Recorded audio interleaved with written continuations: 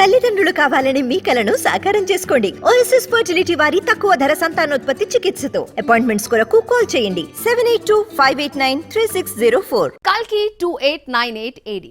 కల్కి అంటే విష్ణుమూర్తి కలియుగ అవతారం. మరి 2898 ఏడి అంటే ఏంటి అన్న డౌట్ చాలా మందిలో ఉంది. టైం ట్రావెల్ కథ కాబట్టి 2898 ఏడీలో జరిగే కథగా సినిమా ఉంటుందని చాలా మంది ఎక్స్పెక్ట్ చేశారు. అయితే నాగ్ అశ్విన్ టైటిల్ కి ఇచ్చిన క్లారిఫికేషన్ షాక్ ఇస్తోంది. ఇంతకీ డైరెక్టర్ కల్కి టైటిల్ గురించి ఏం చెప్పాడో చూద్దామా?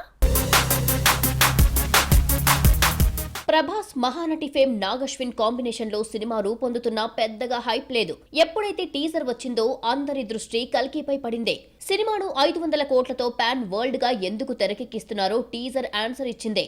రీసెంట్ గా ఓ కార్యక్రమంలో పాల్గొన్న నాగ్ అశ్విన్ మాట్లాడుతూ మహాభారతం నుంచి 2898 ఏడీ వరకు జరిగే 6000 సంవత్సరాల కథ అంటూ షాక్ ఇచ్చాడు. కల్కి అనేది ఎక్స్ట్రీమ్ పాస్ట్, ఎక్స్ట్రీమ్ ఫ్యూచర్ కు చెందిన 6000 సంవత్సరాల ట్రావెల్ కథ. ఇంత కథను ఒక పాటలో చెప్పడం కష్టం కాబట్టి 2 భాగాలను తీస్తున్నారని తెలిసిందే. సినిమా క్లైమాక్స్ లో రెండో పార్ట్ ను అనౌన్స్ చేస్తారట. ఓ ఇంటరాక్షన్ మీట్ లో నాగ్ అశ్విన్ మాట్లాడుతూ మహాభారతం, స్టార్ వార్స్ వింటూ పెరిగాను.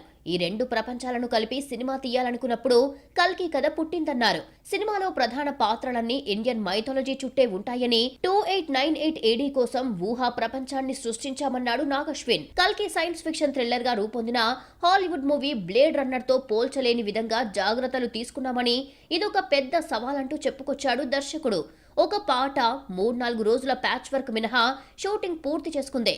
ప్రభాస్ దిశా పటానీపై రైన్ ఎఫెక్ట్ సాంగ్ ను త్వరలో తీయనున్నారు. సినిమా మే 9న పాన్ వరల్డ్ గా రిలీజ్ అవుతోంది.